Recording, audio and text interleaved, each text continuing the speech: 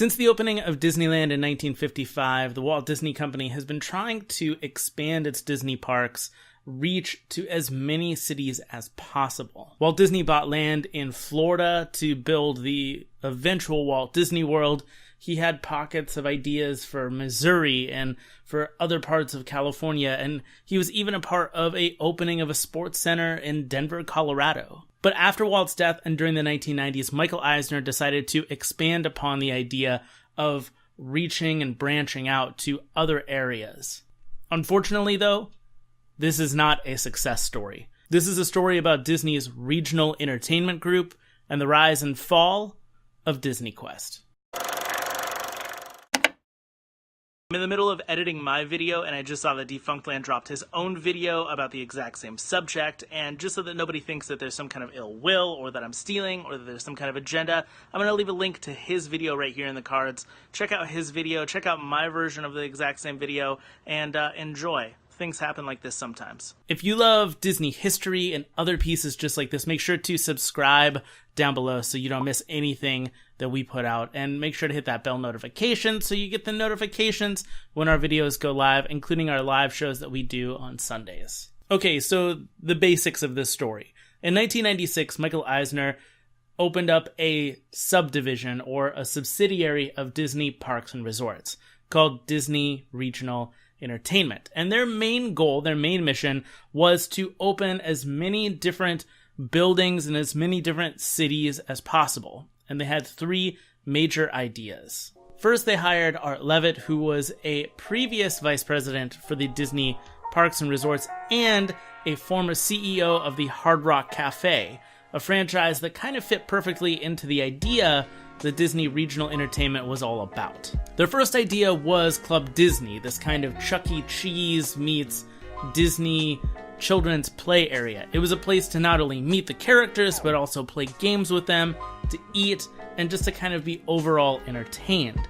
They opened several branches, including the first in Southern California, but this idea wasn't overly a success. They opened the first branch in 1997, and in 1998 they had 5 different branches, but by 1999 they were closing all of those branches. And so they moved on to another project, the ESPN Zone. Now, ESPN Zone has fared a little bit differently. There's been 9 ESPN Zones opened, and they've had different successes, but ESPN Zone is still around, and it is still a popular place to eat and watch sports, so a success story compared to Club Disney. But our main topic of this show is the third idea they had, DisneyQuest. DisneyQuest was probably the most ambitious idea they had, a multi-level building that was interactive with games and different hands-on experiences that brought the theme park idea to wherever you lived.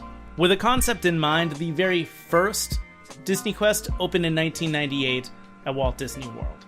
Starting off with the first property at a Disney theme park resort seems like a safe bet. They could already establish an audience there, and whatever tweaks that they needed to make could be made at the home base of DisneyQuest and then be branched off into other areas. And for tourists, DisneyQuest was an extra ticket add-on. It was something that you could do besides the 4 parks, and it added something to Downtown Disney it didn't have. It had shopping and dining, but not a lot of interactive, fun things. We're now seeing those kind of things play out at Downtown Disney, at Disneyland, and at Disney Springs at Walt Disney World, but neither of those parks and resorts had something like this.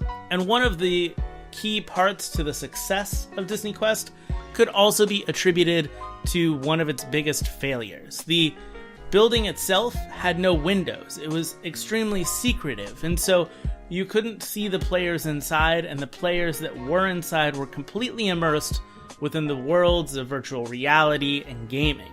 Coming upon the building at Downtown Disney, you would see this giant blue building that just said DisneyQuest with a singular door. And that door would lead you into a room, but you wouldn't be able to see anything going on within the building. It was basically a room where you could buy a ticket and an elevator, and that elevator would of course take you to the experience. But guests weren't really keen on that. They didn't know what they were buying into, and that became problematic, especially as DisneyQuest was going to move to different cities. So what was DisneyQuest? Well, it was a multi-level space where each level had different types of things that you could get into. One level would have classic video games from the 80s and 90s. Of course, with the entrance admission, you didn't really have to pay the quarter to play the game. You could just press start, which was obviously a bonus. You could play games like Pac-Man, Centipede, NBA Jam, Street Fighter, all kinds of classic arcade games that you may have grown up on or may have heard about that you wanted to try out yourself. Another level would give you interactive experiences. They would give you virtual reality headsets. And another level would have state-of-the-art video games, ones that seem to be more involved, like Dance Dance Revolution, or some of those games you may have seen that have skateboards and snowboards attached that you ride around on.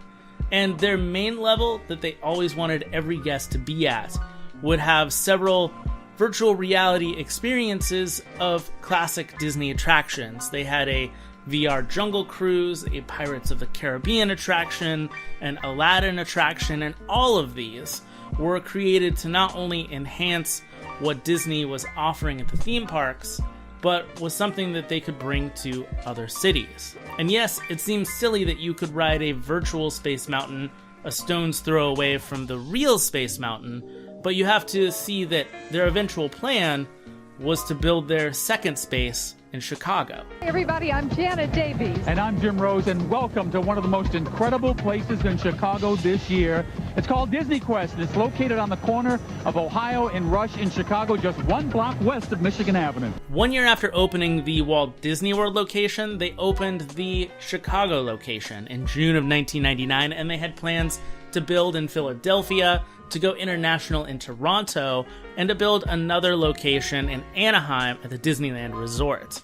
The Chicago outlet did okay. It was in a mall area, somewhat a tourist area of Chicago, and Disney allowed it to kind of sink a little bit, but they didn't allow it to sink enough. And like Club Disney, which had only been open for a few years, DisneyQuest wasn't necessarily performing at the level that Disney wanted it to be at the time frame it wanted it to be at. So due to poor performance, and only shortly after 2 years from opening, in September of 2001, they closed the Chicago version of DisneyQuest, also canceling plans for Toronto and Anaheim, and the building that was partially built in Philadelphia was abandoned. The only one left at that point was Walt Disney World's version, and it didn't do so well after this either. When the DisneyQuest project closed down in Chicago, it also became the end for Disney's regional entertainment group. So DisneyQuest, the last version of it at Walt Disney World, was handed off to the Parks and Resorts Department. Now, in the span of time that the regional department had owned it and operated it from 1998 to 2001, they had updated it and given it some new games, given it some new experiences, so that guests could continue to see state-of-the-art technology being placed within the building.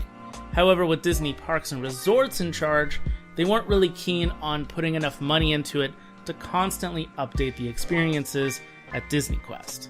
What was originally a state-of-the-art experience worth the upcharge of $30 or so really became like Tomorrowland. It became outdated, and with its being outdated, it didn't necessarily feel worth the amount of money, especially on repeat visits. And as home console gaming and computer gaming became more and more popular and more high-tech, DisneyQuest seemed out of place and in a different time period.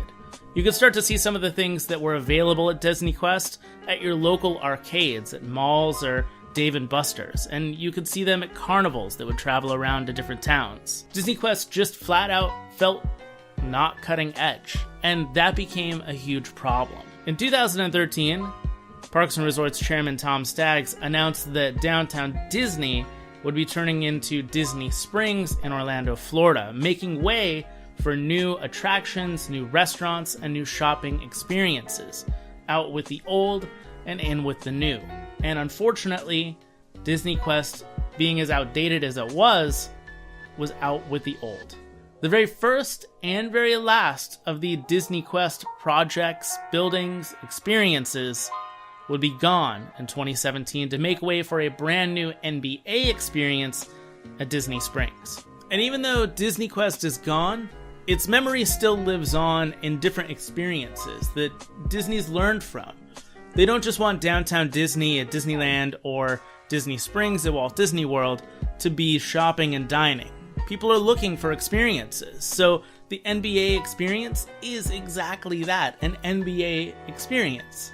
We now have Splitsville, a retro-themed bowling alley at both Downtown Disney and Disney Springs in the States. And at Disneyland and Walt Disney World, the Void has brought a VR gaming experience with Star Wars attached to it to life. And there's obviously multiple ideas that could go along with the VR experience, not just Star Wars. So I'm sure they'll bring in Disney and Marvel and so many other experiences that people will want to enjoy.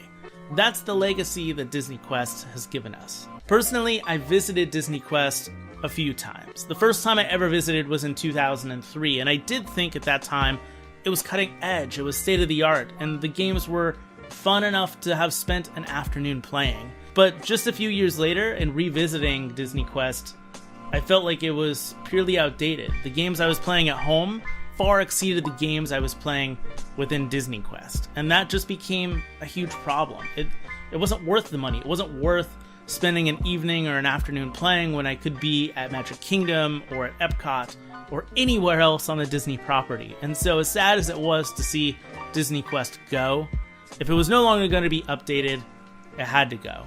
And I can't wait to experience the Void and Splitsville and all the things that have come from its death. And so, yes, DisneyQuest was a failure. It was a failed project. But it wasn't completely a failure. It was a dipping of your toes into the pool kind of idea. And now that Disney knows what they can do, they can move on to greater pastures. And even though DisneyQuest is gone, we're still alive and well here at Network 1901. So if you did like this video, make sure to share it, like it, subscribe. And as always, my friends, thank you for watching, and keep on moving, people.